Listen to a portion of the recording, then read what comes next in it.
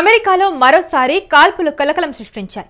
Mississippi రాష్ట్రంలోని ఒక పాఠశాల సమీపంలో విచక్షణ రహితంగా జరిపిన కాల్పుల్లో 6 ప్రాణాలు కోల్పోయారు. 12 మందికి పైగా గాయపడ్డారు. పూర్వ విద్యార్థుల సమ్మేళన వేడుకల్లో భాగంగా నిర్వహించిన ఫుట్బాల్ మ్యాచ్ అనంతరం ప్రజలు గుమిగూడారు. ఆ సందర్భంలో ఈ కాల్పులు చోటు చేసుకున్నాయని నగర మేయర్ జాన్లీ వెల్లడించారు. గాయపడ్డ వారిని నగరంలోని ఆసుపత్రికి తరలించారు.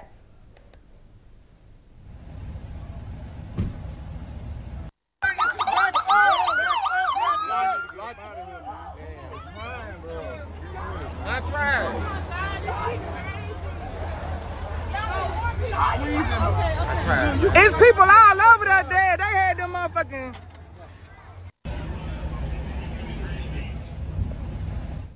ఈ కాల్పుల ఘటనకు ముందు ఒక స్కూల్ సమీపంలో పాఠశాలల పూర్వ విద్యార్థులను స్వాగతించే వార్షిక అమెరికన్ సాంప్రదాయ ఫుట్బాల్ ఇతర కమ్యూనిటీ ఈవెంట్లు జరిగాయి. ఈ ఈవెంట్లో నిందితుడు కాల్పులకు తెగబడినట్టు సమాచారం. కాల్పులతో వేడుక విషాదంగా ముగిసింది. అయితే శుక్రవారం రాత్రి రద్దీగా ఉండే సమయంలో లేలాండ్ ప్రధాన వీధిలో కాల్పులు జరిగాయని నగర మేయర్ జాన్లీ తెలిపారు. అధికారులు దర్యాప్తును కొనసాగిస్తున్నామని, నిందితుల్ని గుర్తించేందుకు ప్రత్యక్ష సాక్షులు ముందుకు రావాలని పోలీసులు విజ్ఞప్తి చేస్తూ ఉన్నారు. ఇదిలా ఉంటే కాల్పులు జరిపి 18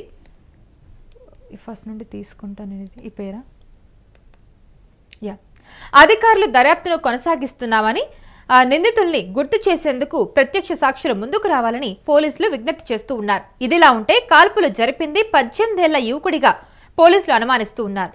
అనుమానితుడి కోసం పోలీసులు గాలింపు చర్యలు చేపట్టారు.